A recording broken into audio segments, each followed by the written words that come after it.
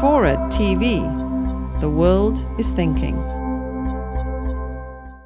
And when the permanent campaign becomes excessively embraced as the primary means for governing, then we see how deeply troubling it becomes when it is used to take the country into war, as this administration did with Iraq. I'm someone who believes from a moral standpoint that we should not be going to war unless it's absolutely necessary. And the war in Iraq was not absolutely necessary. There are other... Thank you.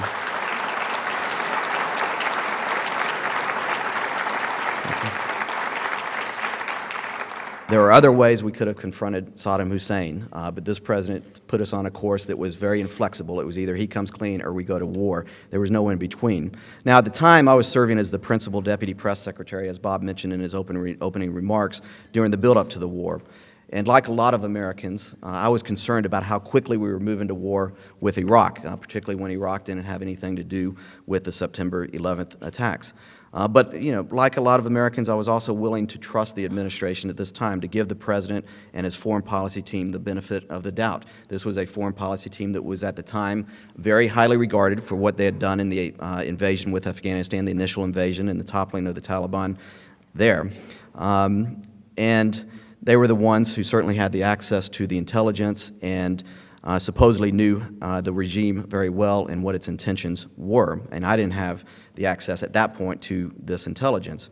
It was not really until I left the White House and went through the process of really thinking this through, researching my book, reflecting on that time, that I realized how badly misplaced my trust was in this administration in that regard. It took stepping back from the White House for me to be able to see things clearly.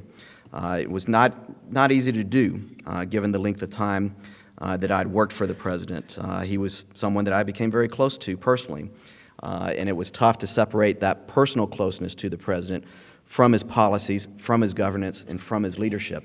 But that's what I was able to do as I went through writing this book.